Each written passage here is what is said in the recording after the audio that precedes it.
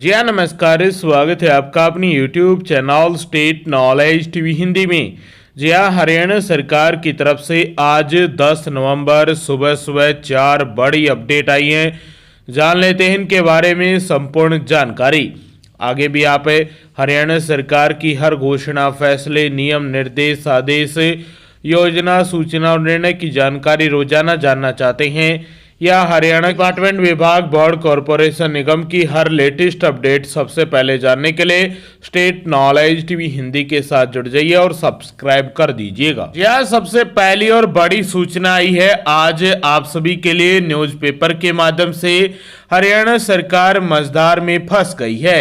हरियाणा में सीईटी में संशोधन को लेकर सीईटी क्वालिफाई किया जाए या 4 गुना को बढ़ाकर 10 गुना किया जाए, इसको लेकर जो संशय है वो सरकार के मन में पैदा हो गया है। इसलिए आपका जो एग्जाम है वो जनवरी या फरवरी तक भी जा सकता है। हरियाणा सरकार मझधार में फंसी हुई है। ग्रुप सी पदों के लिए सीईटी क्वालिफाई किया जाए या 4 गुना को बढ़ाकर 10 गुना या ज़्यादा किया जाए, अभी इस पर फैसला नहीं हो पा रहा है। हरियाणा कर्मचारी चयन आयोग ने भी अभी तक सीईटी संशोधन पर प्रस्ताव सरकार को नहीं भेजा है। हालांकि इस प्रस्ताव के बगैर भी सरकार सीईटी संशोधन कर सकती है, मगर चूंकि हरियाणा कर्मचारी चयन आयोग ने इसे लागू करना होता है और लागू करने की दिक्कतें आयोग को आती है, इसलिए आयोग के प्रस्ताव का इंतजार किया जा रहा है।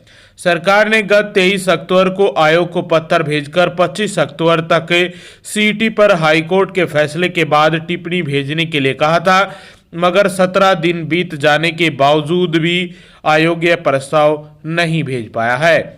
अभी तक सीईटी में मोटे तौर पर 4 गुना शॉर्टलिस्ट करने का प्रावधान है। आयोग ने कैटेगरी और पदों की संख्या अनुसार शॉर्टलिस्ट किए तो 4 गुना के बजाय कम उम्मीदवार ही शॉर्टलिस्ट हो पाए थे। इसके अलावा रिजर्वेशन में दिक्कत आई थी। मुख्यमंत्री नायब सिंह सैनी अफसरों के साथ इस विषय पर चर्चा कर चुके हैं और जिसको सोल्व भी कर लिया गया है। अब हरियाणा कर्मचारी चयन आयोग के प्रस्ताव का इंतजार है। हालांकि मीटिंग में मुख्यमंत्री नायब सिंह सैनी ने कहा था कि ज्यादा से ज्यादा बच्चों को मौका मिलना चाहिए, मगर अंतिम फैसला अभी होना है। अभी सीईटी लागू हुआ था, यानी जब सीईटी लागू हुआ था तब इसका मकसद था कि शॉर्टलिस्ट करते समय सीईटी पास उम्मीदवारों में से भी ज़्यादा अंकों वाले ही शॉर्टलिस्ट हो सके, मगर 4 गुना पर फार्मूला सही नहीं बैठा। तो ये अपडेट आई है आप सभी के लिए। क्वालिफाई होने के जो चांस है वो फिर से कम हो गए हैं। सीईटी क्वालिफाई होना बहुत कम संभावना है कि सीईटी क्वालिफाई करे सरकार। हो सकता है कि 10 गुना या 15 गुना तक भी जो आंकड़ा है उम्मीदवारों का मेंस एग्जाम के लिए वो जा सकता है। तो ये अपडेट है 2-4 दिन में और आ जाएगी। 13 नवंबर से विधानसभा का स्तर शुरू हो रहा है, उसमें सवाल भी पूछे जाएंगे सीईटी को लेकर। सरकार चाहेगी कि कोई भी सवाल न हो, इससे पहले ही संशोधन कर लिया जाए और एडवर्टाइजमेंट निकाल दी जाए। तो ये बड़ी अपडेट आई थी आप सभी के लिए। जल्दी खुशखबरी देखने को मिल सकती है। इसके साथ पुलिस सिपाही के 5600 पदों की भर्ती फिलहाल थम गई है। इसके साथ राजस्व आपदा प्रबंधन विभाग में हमें भी ज्वाइनिंग दे दो, चयनित 250 क्लर्क उम्मीदवारों ने सरकार से मांग की है। तो ये बड़ी अपडेट थी आप सभी के लिए। पहली बड़ी घोषणा की गई, सूचना आई आप सभी के लिए। वहीं दूसरी बड़ी अपडेट आई है आप सभी के लिए। हरियाणा विधानसभा का स्तर 13 नवंबर से शुरू हो रहा है। उसमें 1,20,000 कच्चे कर्मचारियों की अब सुरक्षित होगी नौकरी।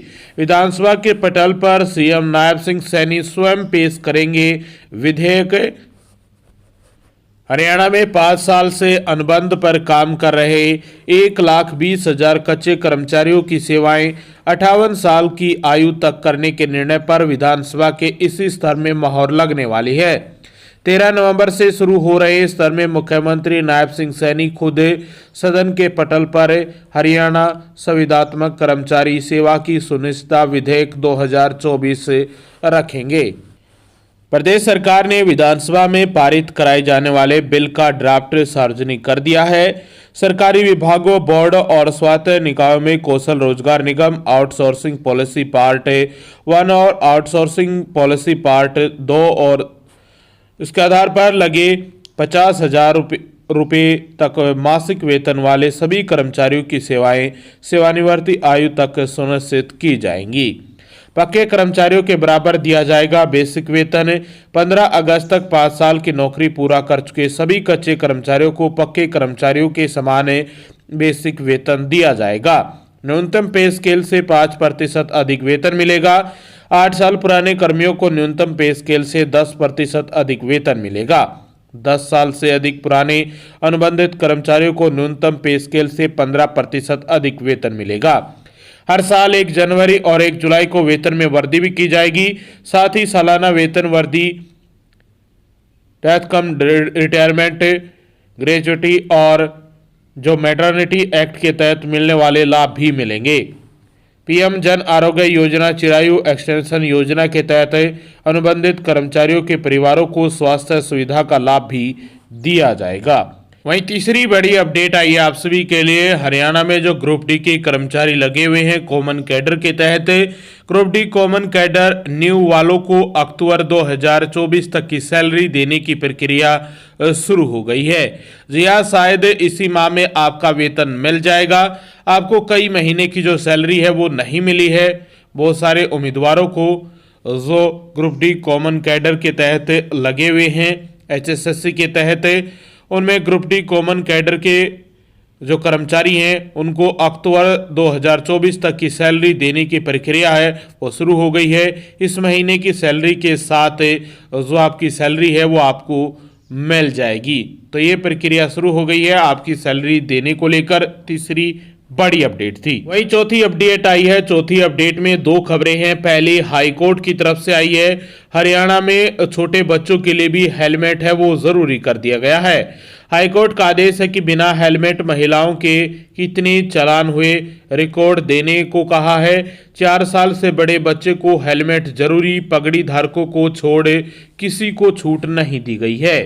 बता दें कि 2 पहिया वाहन पर महिलाओं को हेलमेट से छूट के मामले पर पंजाब और हरियाणा हाईकोर्ट ने स्पष्ट किया है कि केवल उन सिखों के लिए जो पगड़ी पहनते हैं। मोटर व्हीकल एक्ट 1988 में 15 फरवरी 2022 को हुए संशोधन के मुताबिक 4 साल से बड़े बच्चे समेत सभी के लिए हेलमेट जरूरी है। 2 पहिया वाहन चालक और उसके पीछे बैठने वाले सभी को हेलमेट लगाना होगा। चीफ जस्टिस सी लागू और जस्टिस अनिल खेत्रपाल की खंडपीठ ने फैसले में कहा कि एक्ट के मुताबिक हेलमेट से छूट सिर्फ पगड़ी पहनने वाले सिखों को ही है। इसके अलावा किसी महिला या पुरुष को हेलमेट पहनने से कोई छूट नहीं है।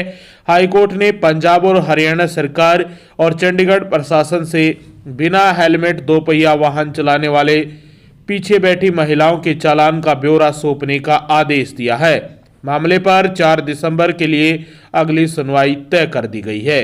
तो ये बड़ी अपडेट है। हरियाणा में 4 साल से जो बड़े बच्चे हैं उनके लिए हेलमेट लागू हो गया है कोर्ट के आदेश के अनुसार, और महिलाओं के लिए भी कोई छूट नहीं दी गई है। 4 साल से ऊपर के बच्चों के लिए कोई छूट नहीं, 4 साल से नीचे के जो बच्चे हैं उनके लिए छूट रहेगी। महिलाओं के भी चालान है काटे जाएंगे। यदि वो पीछे बैठी हैं और हेलमेट नहीं पहना है तो उनके भी चालान काटे जाएंगे। तो ये हाई कोर्ट का हरियाणा सरकार को भी ये आदेश है वो जारी किया गया है। और ये चौथी अपडेट में पहली बड़ी खबर आई थी आप सभी के लिए। वहीं चौथी अपडेट में दूसरी बड़ी खबर आई है हरियाणा के युवाओं के लिए। युवाओं को इंटर्नशिप पोर्टल पर पंजीकरण कराना होगा। हरियाणा के युवा सशक्तिकरण और उद्यमिता राज्य मंत्री गौरव गौतम ने कहा कि पीएम नरेंद्र मोदी के युवाओं को सशक्त बनाने और आत्मनिर्भर बनाने के उद्देश्य से केंद्र सरकार नई नई योजनाएं ला रही है। इसी के तहत वर्ष 2047 तक विकसित भारत बनाने के प्रधानमंत्री के विजन को साकार करने में युवाओं की अहम भूमिका रहेगी। विश्व की सबसे अधिक युवा जनसंख्या आज भारत में है। देश की शीर्ष कंपनियों ने 1,25,000 युवाओं को इंटर्नशिप करने का मौका दिया है। इसी कड़ी में औद्योगिक प्रशिक्षण संस्थान के हर अनुदेशक और वर्ग अनुदेशक को कम से कम 20 युवाओं का अगले 48 घंटे में पीएम इंटर्नशिप पोर्टल पर पंजीकरण करवाना होगा। अनुदेशक और वर्ग अनुदेशक युवाओं की सूची अपने संस्थान प्रमुख को सोमवार 11 नवंबर 2024 दोपहर 12 बजे तक जमा करवाएं। रिपोर्ट में अभ्यर्थी का नाम, श्रेणी एवं पोर्टल पर पंजीकरण संख्या अवश्य अंकित करें। इसी कड़ाई में अनुपालन करें।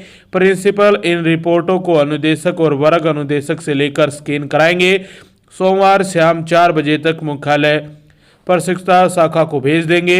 इंटर्नशिप करने वाले युवाओं को 5,000 रुपये मासिक और 6,000 रुपये की एक मुफ्त अनुदान भी मिलने वाला है। तो ये बड़ी अपडेट आई है हरियाणा के युवाओं के लिए। केंद्र सरकार की तरफ से इंटर्नशिप को लेकर पंजीकरण शुरू है, आप सभी कर सकते हैं। तो ये 4 बड़ी अपडेट थी। चौथी अपडेट में 2 खबरें थी। आगे भी आप हरियाणा सरकार की हर घोषणा, केंद्र सरकार की हर अपडेट, हरियाणा सरकार की हर फैसले, नियम, निर्देश, आदेश, योजना, सूचना और निर्णय की जानकारी रोजाना जानना चाहते हैं या हरियाणा के हर डिपार्टमेंट, विभाग, बोर्ड, कॉरपोरेशन, निगम की हर लेटेस्ट अपडेट के लिए स्टेट नॉलेज टीवी हिंदी को सब्सक्राइब जरूर कर लीजिए।